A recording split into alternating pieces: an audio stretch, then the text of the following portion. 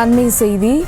உலக அளவில் கொரோனா தடுப்பூசிகளை திரும்ப பெறுகிறது அஸ்ட்ராஜெனேகா நிறுவனம். இது குறித்த கூடுதல் விவரங்களோடு இணைகிறார் எமது செய்தியாளர் ராஜேஷ். வணக்கம் ராஜேஷ், விவரங்கள்.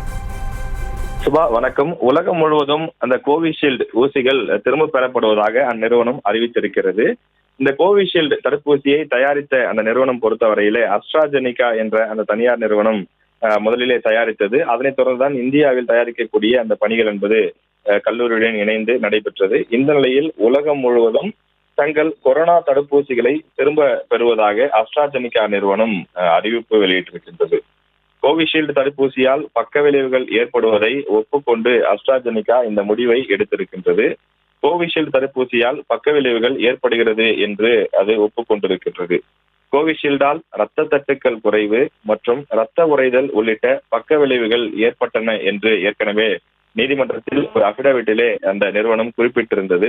அதனைத் தொடர்ந்து அதற்கு முன்னதாகவும் லண்டனிலே இருக்கக்கூடிய அந்த பல்வேறு நீதிமன்றங்கள், பிரிட்டனில் இருக்கக்கூடிய பல்வேறு நீதிமன்றங்களிலே இது தொடர்பான வழக்குகளும் இருக்கின்றது. குறிப்பாக இந்திய மதிப்பில் ரூபாய் 7,500 கோடி ரூபாய் அளவிற்கு இழப்பீடு வழங்க வேண்டும் என்று கூறி வழக்குகள் தொடரப்பட்டிருக்கின்றது. இந்த நிலையில் அஸ்ட்ராஜெனிகாவின் கொரோனா தடுப்பூசி சர்ச்சையில் சிக்கிய நிலையில் அவை திரும்ப பெறப்படுவதாக அறிவிப்பு வெளியிடப்பட்டிருக்கின்றது.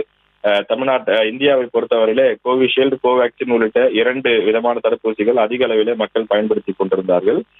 இதிலே கோவிஷீல்டு தயாரிப்பு என்பது அது பக்கவிளைவு ஏற்படுத்தக்கூடிய ஒன்றாக இருக்கிறது என்று தொடர்ந்து சர்ச்சைகள் எழுந்து வந்த நிலையில் அந்த தயாரிப்பு நிறுவனம் தாங்கள் உலகம் முழுவதும் எங்கெங்கெல்லாம் இந்த தடுப்பூசி பயன்படுத்தப்படுகிறதோ அங்கெல்லாம் நாங்கள் திரும்ப பெறுகிறோம் என்று குறிப்பிட்டிருக்கிறார்கள்.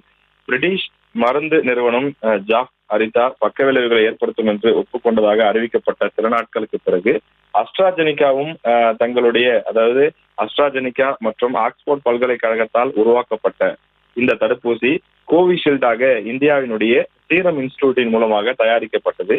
எனவே அந்த அஸ்ட்ராஜெனிகா தங்களுடைய அந்த தயாரிப்பு மருந்தான கோவிஷீல்டு மருந்துகளை, குறிப்பாக அந்த கொரோனா மருந்துகளை திரும்ப பெறுவதாக, தடுப்பூசிகளை திரும்ப பெறுவதாக அவர்கள் அறிவிப்பு வெளியிட்டிருக்கிறார்கள். விவரங்களுக்கு நன்றி ராஜேஷ். செய்திகளை உடனுக்குடனும் துல்லியமாகவும் தெரிந்து கொள்ள சப்ஸ்கிரைப் பண்ணுங்க.